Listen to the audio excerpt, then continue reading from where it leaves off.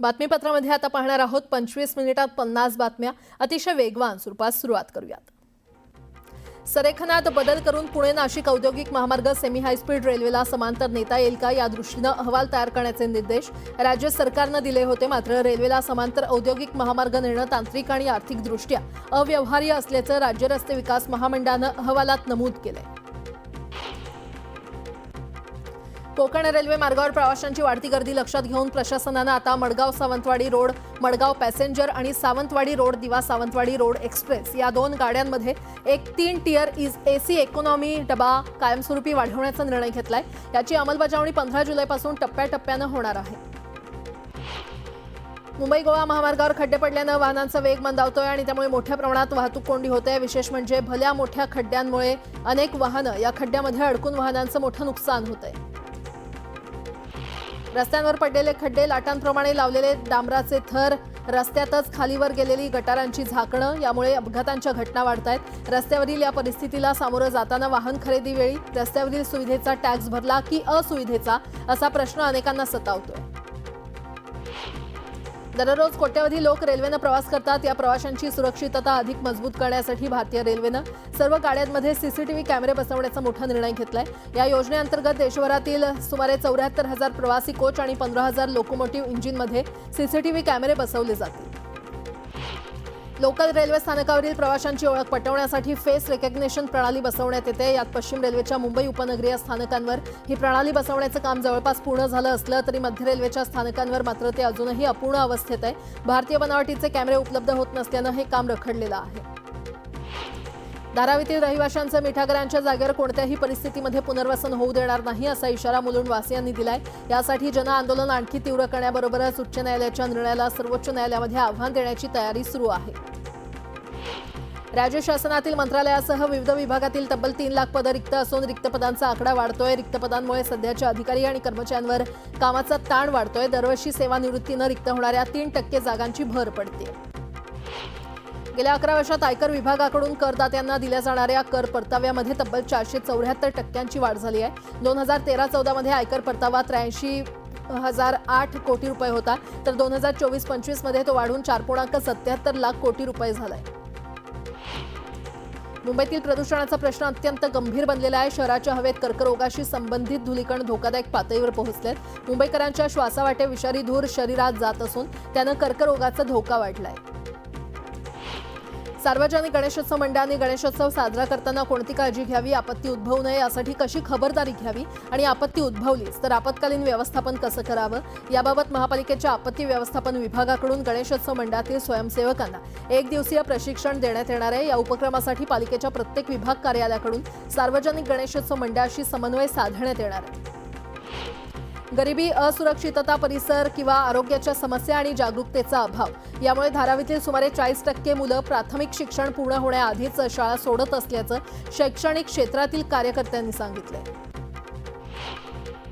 राज्य सरकारच्या निर्देशानुसार सर्व कबूतरखाने बंद करण्याची कारवाई मुंबई महापालिकेने विभाग स्तरावर सुरू केली आहे। मात्र तरी देखील काही ठिकाणचे कबूतरखाने बंद करण्यासाठी पालिकेला सातत्याने कारवाई करावी लागते। कर्मचाऱ्यांना नागरिकांच्या विरोधाचा आणि दादागिरीचा सामना करावा लागत असल्याचा अनुभव येतोय। म्हाडाकडून मुंबईसह राज्यभरात वृक्षारोपण मोहिमेला सुरुवात करण्यात आली आहे। सामाजिक बांधिलकीतून 2 लाख झाडांची लागवड करण्याचं उद्दिष्ट ठेवलं असून लवकरच जिओ टॅगिंग प्रणालीद्वारे झाडांची नोंदणी आणि संवर्धन करण्यात येणार आहे। तसंच समुद्रकिनारी पर्यावरणाचं संवर्धन करणारी खारफुटीचं जतन देखील सुरू आहे। राज्यातील 2री ते 8वी पर्यंतच्या सर्व विद्यार्थ्यांची पायाभूत चाचणी 6 ते 8 ऑगस्ट दरम्यान होणार आहे। राज्य शिक्षण आणि संशोधन प्रशिक्षण परिषदेनं याचं वेळापत्रक जाहीर केलंय। पावसाळा सुरू झाला आणि ठाणे पालिका हद्दीतील रस्त्यांवर खड्डे पडायला सुरुवात झालेली आहे। ठाण्याच्या वेशीवरच वाहन चालकांचे स्वागत सध्या खड्ड्यांनी होत आहे। दुसरीकडे घोडबंदर मार्ग थेट गायमुखपर्यंत खड्ड्यात गेलाय। दरवर्षी पावसाळ्यामध्ये खड्डेमुक्तीची वल्गना केली जाते। वयाच्या 60नंतर होणारे हृदयविकार 30 ते 40 वयोगटातील तरुणांना जडलेले दिसत आहेत आणि त्यामुळे हृदयविकार तज्ज्ञांनी 30 ते 35 वयात हृदयाची तपासणी करून घेण्याचं आवाहन केलंय। व्रतवैकल्याचा महिना सुरू होताच फुलांनाही आता महागाईचा सुगंध येऊ लागलाय। पावसामुळे फुलांचे दर वाढल्यानं ग्राहकांच्या खिशाला झळ सोसावी लागते, तर दुसरीकडे फुलांचं नुकसान झाल्यानं शेतकऱ्यांचंही मोठ्या प्रमाणात नुकसान झालंय। दुष्काळ आणि किडीच्या प्रादुर्भावामुळे नारळाच्या उत्पादनात 40% घट झालेली आहे। परिणामी खोबरेल तेलाच्या किमतींमध्ये तब्बल 3 पटीने वाढ झाली आहे। या तेलाचा घाऊक बाजारातील दर हा प्रति किलो 130 रुपयांवरून 400 रुपयांवर पोहोचलेला आहे। राज्यभरातील राजकीय आणि व्यापारी जोखीम कमी झाल्या तर मध्यावधी सोन्याच्या किमती कमी होऊ शकतात, असं अहवालामधून समोर आलंय। जर अमेरिकन डॉलर आणि ट्रेजरी यील्ड वाढले तर सोन्याच्या किमतींमध्ये आणखी घट होण्याची शक्यता आहे। राज्य सरकारनं परमिट रूमवरील वॅट दुप्पट वाढवलेला आहे। या विरोधात परमिट रूम, बार आणि लाऊंज बार व्यावसायिकांनी आज महाराष्ट्र बंद पुकारलाय।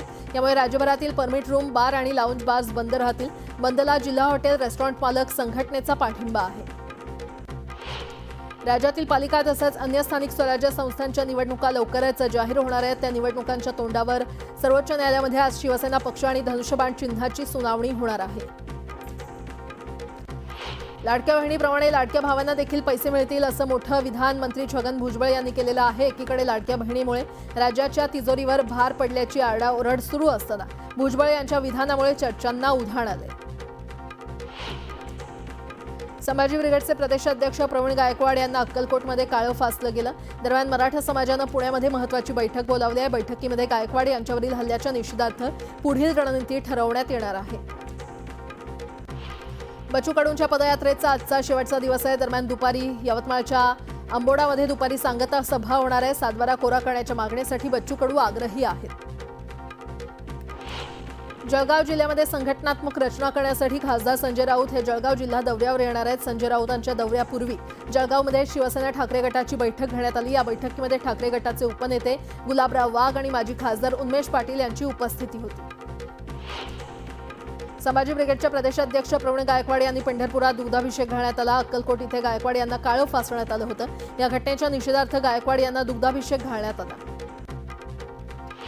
जळगाव जिल्ह्यातील धरणगाव इथे शिवसेना ठाकरे गटाच्या वतीनं गोपीचंद पडळकर आणि संजय गायकवाड यांचा निषेध व्यक्त करण्यात आला। खासदार संजय राऊतांबाबत केलेल्या वक्तव्याच्या निषेधार्थ शिवसैनिक आक्रमक झाले।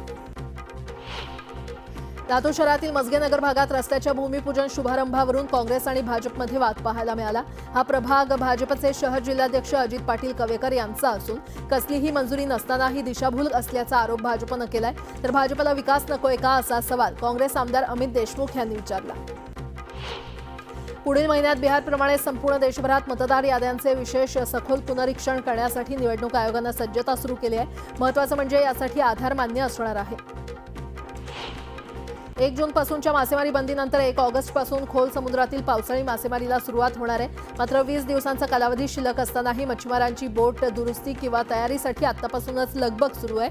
यामुळे करंजा, मोरा, कसारा, ससून डॉक बंदरात हजारो मच्छीमारांची गर्दी दिसते। धाराशिवच्या तुळजाभवानीचं मंदिर आता रात्री 1 ऐवजी पहाटे 4 वाजता उघडणार आहे। दर्शनासाठी येणाऱ्या भाविकांची गर्दी झाल्यानं मंदिर संस्थाननं हा निर्णय घेतलाय।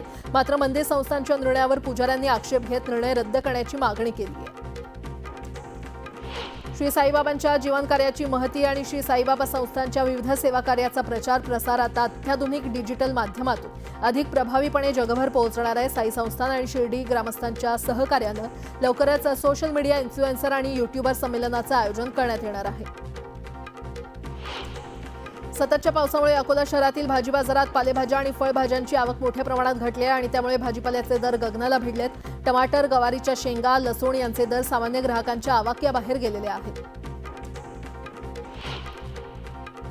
जळगावमध्ये केळीच्या भावात क्विंटल मागे 600 ते 700 रुपयांची वाढ झालेली आहे। उत्तर भारतात श्रावण महिना सुरू होत असल्यानं केळीची मागणी वाढली आहे आणि त्यामुळे केळीच्या भावात वाढ झालेली आहे। दरम्यान केळीला सरासरी 2180 रुपये प्रति क्विंटल प्रमाणे भाव मिळत असून पुढील काळात केळीचे भाव तेजीमध्ये राहण्याची शक्यता आहे।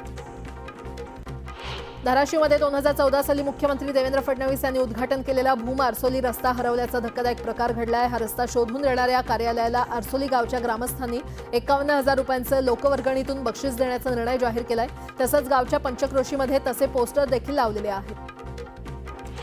नागपूर ते मुंबई समृद्धी महामार्गाचा शेवटचा टप्पा वाहतुकीत सेवेत दाखल झाल्यानंतर त्यावरून महिन्याभरात 11 लाख वाहनांनी प्रवास केलेला आहे। तर या एका महिन्यात महामार्गावरून प्रवास करणाऱ्या वाहनांच्या टोल वसुलीतून महाराष्ट्र राज्य रस्ते विकास महामंडळाच्या तिजोरीत 90 कोटी रुपयांचा महसूल प्राप्त झालाय। अहिल्यानगरच्या बेपारी मोहल्ला झेंडीगेट इथे कुरेश समाजाची जिल्हास्तरीय बैठक पार पडली। या बैठकीमध्ये समाजानं एकमुखानं निर्णय घेत शेतकऱ्यांकडून भाकड आणि कायद्यानं परवानगी असलेली जनावरं खरेदी विक्रीचा व्यवसाय बेमुदत बंद करण्याचा जाहीर केलाय।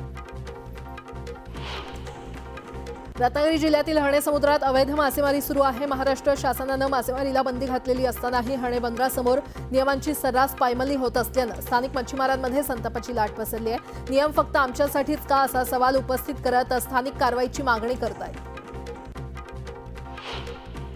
रायगड जिल्ह्यातील निजामपूर ग्रामपंचायतीचं नामकरण किल्ले रायगडवाडी ग्रामपंचायत म्हणून करण्यावर आता शिक्कामोर्तब झालंय। रायगड किल्ल्यावरील दौऱ्यादरम्यान भाजपचे आमदार गोपीचंद पडळकर यांनी खंत व्यक्त केली आणि त्यानंतर शासकीय स्तरावर या कामाला वेग आला असून आजही विशेष ग्रामसभा पार पडली। निजामपूर ग्रामपंचायत हे नाव बदलून रायगडवाडी ग्रुप ग्रामपंचायत असं द्यायचं असं नामकरण करण्याचा निर्णय ग्रामस्थांकडून करण्यात आलाय।